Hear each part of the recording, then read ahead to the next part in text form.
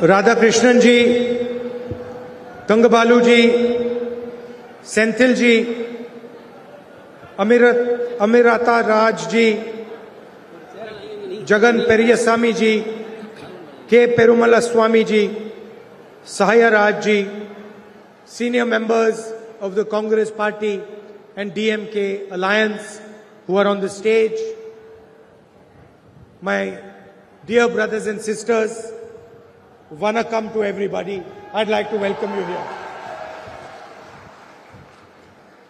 I'd like to start by offering condolences to those who died in the fire incident at the firework manufacturing unit yesterday.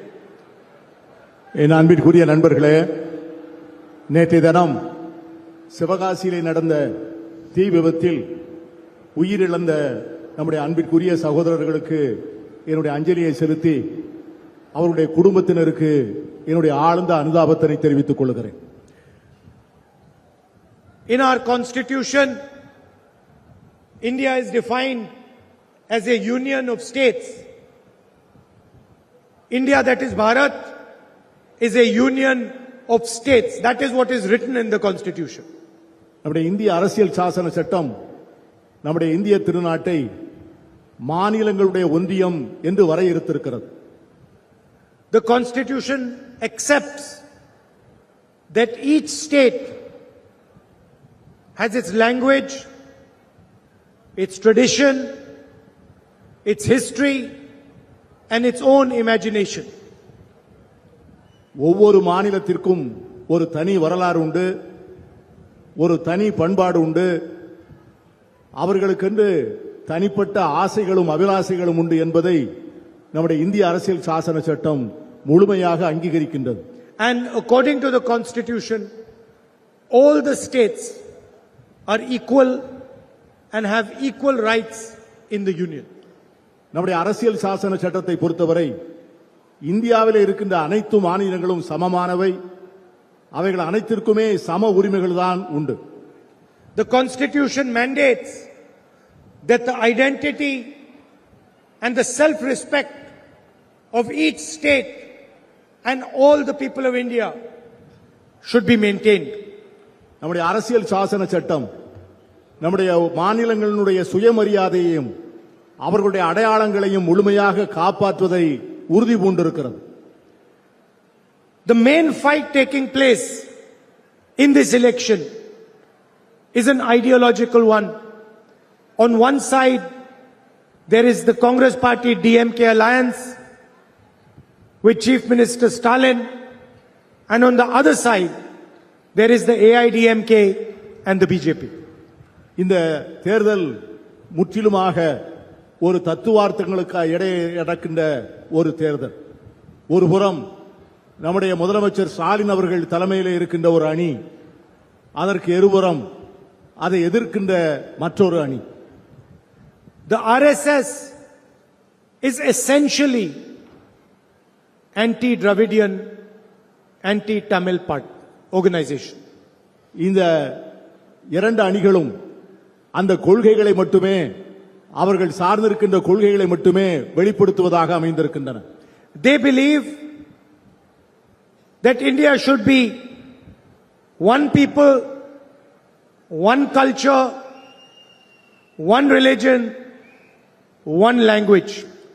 அவர்களை பொறுத்தவரை India என்பது ஒரே நாடு, ஒரே மொழி, ஒரே மதம், ஒரே கலாச்சாரம் என்று அவர்கள் நினைக்கின்றார்கள். They believe that all histories should bow in front of their history. அவர்களை பொறுத்தவரை இந்த அத்தனை மாநிலங்களுடைய வரலாறும் அவர்களுக்கு முன்னால் சரணடைய வேண்டும் என்று அவர்கள் ஆசைப்படுகிறார்கள். All languages should bow in front of their language. இந்த நாட்டிலே இருக்கின்ற அத்தனை மொழிகளும் அவர்கள் சொல்லுகிற மொழிக்கு முன்னால் மண்டியிட வேண்டும் என்று எதிர்பார்க்கிறார்கள். And all traditions should bow in front of their tradition. இந்த நாட்டிலே இருக்கின்ற அனைத்து கலாச்சாரங்களும் பண்பாடும் அவர்கள் சொல்லுகின்ற கலாச்சாரத்தின் முன்பு மண்டியிட வேண்டும் என்று எண்ணுகிறார்கள். The AIDMK party has had a tremendous tradition in Tamil Nadu. Anna Dravida Munnetra கழகத்திற்கு கடந்த காலத்திலே ஒரு பெரிய வரலாறு உண்டு. And there is no doubt that it has served the people of Tamil Nadu. Anna Dravida Munnetra Kazhagam ஒரு காலத்தில் தமிழக மக்களுக்கு பல்வேறு சேவைகளை செய்திருக்கிறது என்பதிலே எனக்கு எந்த மாற்று கருத்தும் இல்லை. It had great leaders who defended the idea of the Tamil people. Anna Dravida Munnetra கழகத்தில் இந்தியா என்கிற தத்துவத்தையும் தமிழகத்தையும் பிரதிபலித்த மிகப்பெரிய தலைவர்கள் வாழ்ந்தார்கள் இருந்தார்கள் என்பதை நான் ஏற்றுக்கொள்கிறேன். But that AIDMK does not exist anymore. ஆனால் அந்த அதிமுக இப்பொழுது இல்லை. It is dead and finished. அந்த அதிமுக இறந்து போனது, அதன் வரலாறு முடிந்து போனது. The new AIDMK is a hollow shell and the BJP wants to use it to enter Tamil Nadu. இப்பொழுது இருக்கின்ற புதிய அதிமுக உள்ளே ஒன்றுமே இல்லாத உள்ளீடற்ற வெற்றுக்கூடு. அதை வைத்துக்கொண்டு பாஜக தமிழகத்திலே புகுவதற்கான முயற்சிகளை That மேற்கொள்ளும். is the entire plan. அதுதான் அவர்களுடைய முழுமையான திட்டம். They have compromised the leadership of the AIDMK because of corruption. Anna Dravida Munnetra கழகத்தினுடைய தலைவர்கள் மத்தியிலே மறைந்திருக்கின்ற ஊழலின் காரணமாக அவர்கள் டெல்லியிலே இருக்கின்ற பாஜக தலைவர்கள் முன்னால் முழுமையாக சரணடைந்து விட்டார்கள். There are many dedicated AIDMK workers. நாட்டிலே தங்களை முழுமையாக அர்ப்பணித்துக் கொண்ட பல்லாயிரக்கணக்கான அண்ணா திராவிட முன்னேற்ற கழக தொண்டர்கள் இன்னும் இருக்கிறார்கள். There might even be leaders in the AIDMK who are dedicated to the idea of the AIDMK. சில இரண்டாம் கட்ட தலைவர்கள் கூட அங்கே தங்களுடைய லட்சியங்களுக்காக மனதிலே தாங்கிக் கொண்டிருக்கின்றவர்கள் இருக்கலாம். But they do not control the party. ஆனால் அந்த கட்சி அவர்களுடைய கட்டுப்பாட்டில் இல்லை.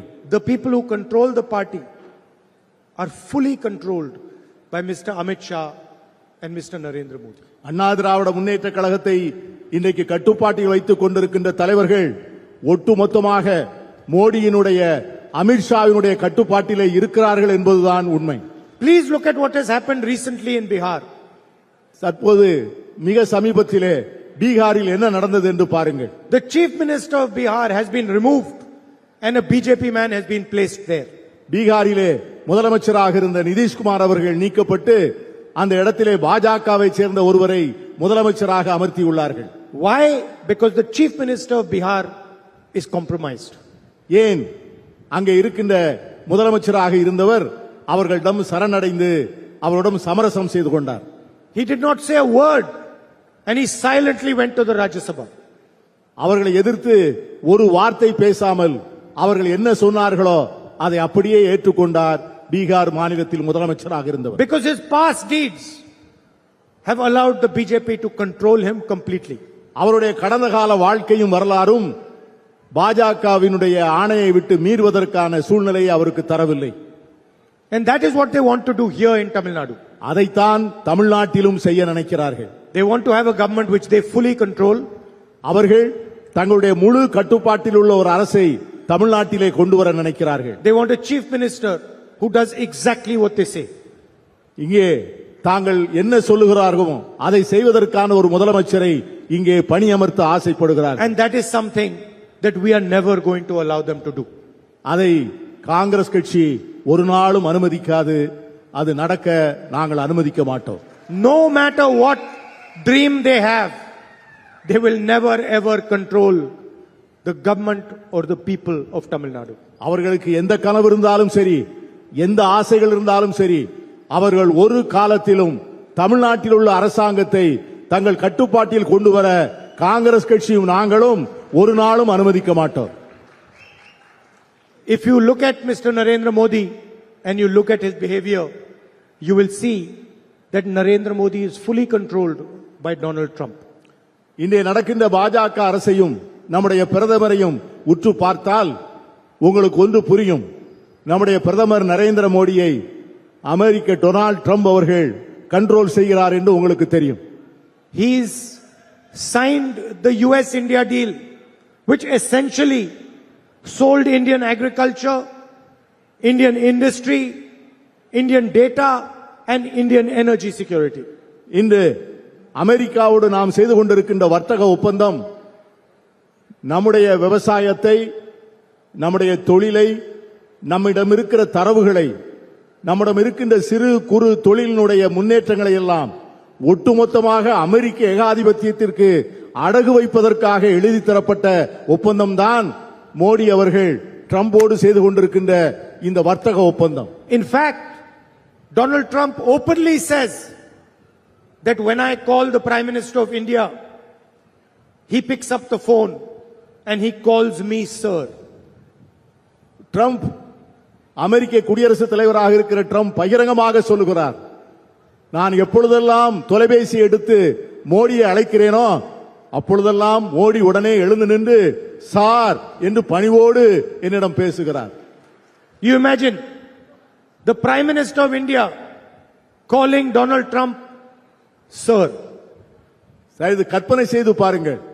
நம்முடைய நாட்டினுடைய பிரதமர் அவர் அமெரிக்க குடியரசுத் தலைவரை சார் என்று அழைப்பது என்பது எவ்வளவு பெரிய அவமானம் என்று நீங்கள் சிந்தித்து பாருங்கள். If Donald Trump tells Mr. Modi jump, Mr. Modi will jump. Donald Trump நம்முடைய மோடி அவர்களை பார்த்து குதியுங்கள் என்று சொன்னால் உடனே நம்முடைய பிரதமர் குதிப்பார். Before the war in Iran, suddenly Narendra Modi was told go to Israel. He just took the plane, went to Israel and came back. நம்முடைய Iran யுத்தம் வருவதற்கு முன்னால் ட்ரம்ப் மோடியை பார்த்து இஸ்ரேலுக்கு போங்கள், அங்கே போய் அந்த நாட்டினுடைய பிரதமரை சந்தியுங்கள் என்று ஆணையிட்டார். உடனே நம்முடைய பிரதமர் இஸ்ரேலுக்கு போய் அங்கே இருக்கின்ற பிரதமரை The பார்த்தார். reason is simple. Epstein files and Mr. Adani. அதற்கு என்ன காரணம்? எப்ஸ்டீன் ஃபைல் என்று சொல்லக்கூடிய பல ரகசிய நடவடிக்கைகள் அடங்கிய ஆவணங்களும் அதானி அவர்களுக்கு இருக்கின்ற வியாபார நலனும் தான் அதற்கு பின்னாலே இருக்கின்ற காரணங்கள். And that is exactly what Narendra Modi wants the Chief Minister of Tamil Nadu to do. Narendra Modi எப்படி ட்ரம்பிடம் நடந்து கொள்கிறாரோ அதை போல தமிழ்நாடு முதலமைச்சர் தன்னிடம் நடந்து கொள்ள வேண்டும் என்று மோடி நினைக்கிறார். When he calls up the Chief Minister of Tamil Nadu, he wants to hear sir. அவர் பிரதமர் மோடி அவர்கள் தமிழ்நாடு முதலமைச்சரை தொலைபேசியில் அழைத்தால் இங்கே இருக்கின்ற முதலமைச்சர் உடனே எழுந்து நின்று சார் என்று பணிவோடு அழைக்க வேண்டும் என்று விரும்புகிறார். Problem is, Mr. Stalin will never ever call Narendra Modi sir.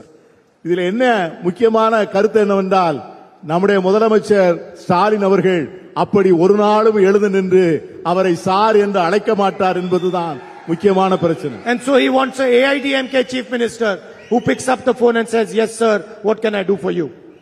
அவர் அண்ணா திராவிட முன்னேற்ற கழக முதலமைச்சரை போல போனை எடுத்துக்கொண்டு சார் நான் உங்களுக்கு என்ன செய்ய வேண்டும் என்று கேட்க மாட்டார். The other thing that Tamil Nadu has done is shown the way to India for social development. இது முக்கியமான ஒரு கருத்து என்னவென்று சொன்னால் இந்தியா முழுமைக்கும் சமூக நீதி என்ன என்பதை தமிழ்நாடு தான் சுட்டிக்காட்டி இருக்கிறது. How to develop, how to progress a state while respecting all communities, all castes, all traditions. ஒட்டுமொத்தமான அனைத்து சமூகத்தினரையும் எல்லா சாதியினரையும் எப்படி முன்னேற்றுவது என்பதை தமிழ் சமுதாயம் இந்திய திருநாட்டுக்கு சுட்டி காண்பித்திருக்கிறது. And this has been a tradition in Tamil Nadu. இதுதான் தமிழ்நாட்டினுடைய பண்பாடு, இதுதான் தமிழ்நாட்டின் கலாச்சாரம். And we are going to continue this tradition in Tamil Nadu. நாங்கள் இதை தொடர்ந்து தமிழ்நாட்டிலே இந்த கலாச்சாரத்தையும் பண்பாட்டத்தையும் பேணி பாதுகாப்போம். After all, it was Kamaraj who put the foundation of social development in this state. இந்த அருமையான சமூக நீதி தத்துவத்திற்கு அடிப்படை அமைத்தவர் நம் நெஞ்சில் நிறைந்த நம்முடைய பெருந்தலைவர் காமராஜர் அவர்கள். He built the foundation of a public education system, the best public education system.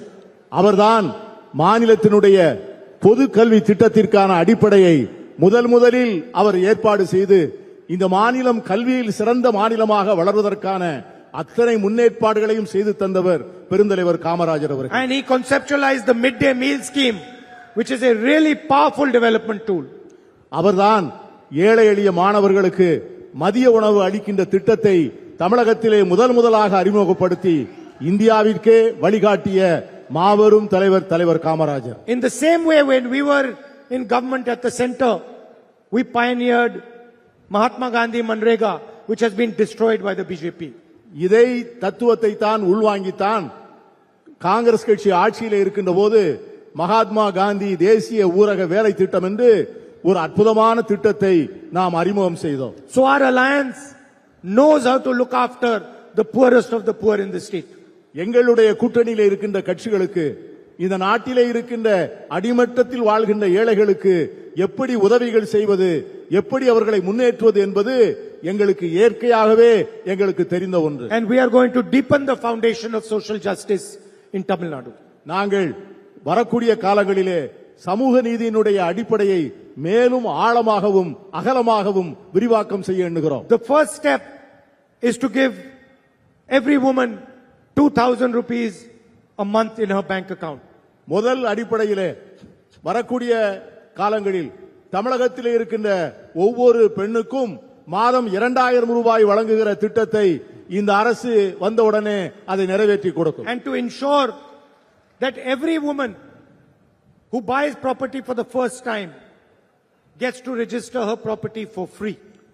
தமிழகத்திலே முதல் முறையாக சொத்து வாங்குகின்ற பெண்களுக்கு அவர்களுக்கு பத்திர பதிவு கட்டணம் முழுமையாக இலவச தள்ளுபடி செய்யப்படும் என்பதையும் தெரிவித்துக் கொள்கிறேன். For landless farmers, we are going to give 6,000 rupees every year. நிலமற்ற விவசாயிகளுக்கு வருடத்திற்கு 6000 ரூபாய் வழங்கப்படும். And senior citizens and differently able people will get 2,000 rupees every month into their bank account to support them. மூத்த குடிமக்களுக்கும் மாற்றுத்திறனாளிகளுக்கும் மாதம் ரூபாய் 2000 வழங்கப்படும். 2,500 rupees a month for food security to support families so that they have enough to eat. எல்லா ஏழை குடும்பங்களுக்கும் உணவு பாதுகாப்புக்காக மாதம் ரூபாய் 2500 வழங்கப்படும்.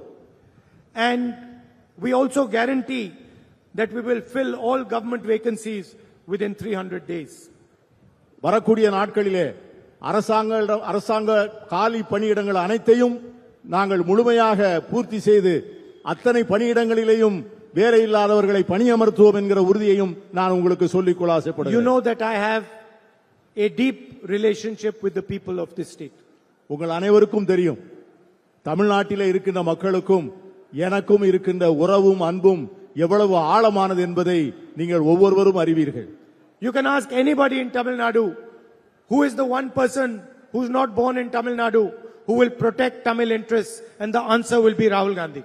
தமிழ்நாட்டிலே இருக்கிற யாரை வேண்டுமானாலும் கேட்டு பாருங்கள், தமிழ்நாட்டிலே பிறக்காத ஒருவர் ஆனால் தமிழனின் உரிமைக்காக தமிழனுடைய சுயமரியாதைக்காக தன்னை முழுமையாக ஒரு போர் வீரனாக போராடக்கூடியவர் இந்த ராகுல் காந்தி தான் என்று தமிழ்நாட்டிலே இருக்கின்ற ஒவ்வொருவரும் சொல்வார்கள். And this is a relationship that started long back. You had love and affection for my grandmother, for my father, for me, for my sister. And this is a deeper relationship than a political relationship. இந்த உறவும் அன்பும் பிணைப்பும் இன்று நேற்று ஏற்பட்டதல்ல. அது எங்கள் அன்னை இந்திரா காந்தியினுடைய காலத்திலே ஏற்பட்டது. என் தந்தை ராஜீவ் காந்தியினுடைய காலத்திலே ஏற்பட்டது. என் மேலும் என் சகோதரியின் மேலும் நீங்கள் பொழிகின்ற அன்பையும் பாசத்தையும் பார்த்து நான் நெகிழ்ந்து போயிருக்கிறேன். So you must know that no matter what happens, I'm your soldier in Delhi, and I will protect the interest of Tamil people, protect the language, Tamil language, and ensure that you are always having full representation in the country. எது என்ன நடந்தாலும் எங்கே எப்படி நடந்தாலும் ஒன்றை மட்டும் உறுதியாக வைத்துக் கொள்ளுங்கள், டெல்லியிலே நான் உங்களுடைய போர் வீரன். தமிழ்நாட்டிற்கும் தமிழ் மண்ணுக்கும் தமிழகத்திற்கும் எப்பொழுதாவது இடையூறு வந்தால் அதை முதலில் நின்று போரிட்டு பாதுகாக்கின்ற போர் வீரனாக நான் டெல்லியிலே இருப்பேன். I appreciate all of you coming here in the heat from far away. I'd like to thank all of you for coming. இந்த கடுமையான வெப்பநிலையிலும் கொதிக்கின்ற வெயிலிலும் என்னை பார்ப்பதற்காக என் பேச்சை கேட்பதற்காக தேடி வந்திருக்கின்ற உங்கள் ஒவ்வொருவருக்கும் என் இதயம் நிறைந்த நன்றியை நான் தெரிவித்துக் கொள்கிறேன். And I'd like to end by once again offering condolences to to the family members of all the people who died in yesterday's fire. உங்களிடமிருந்து விடைபெறுவதற்கு முன்னால் நேற்றைய தினம் சிவகாசி மண்ணிலே உயிர் நீத்த அந்த 23 பேருடைய நினைவுகளை என் நெஞ்சில் சுமந்தவனாக அவர்களுக்கும் அவர்கள் குடும்பத்திற்கும் என்னுடைய ஆழ்ந்த அனுதாபங்களை மீண்டும் ஒரு முறை நான் தெரிவித்துக் கொள்கிறேன். Thank you. Nandri. Vanakkam. நன்றி.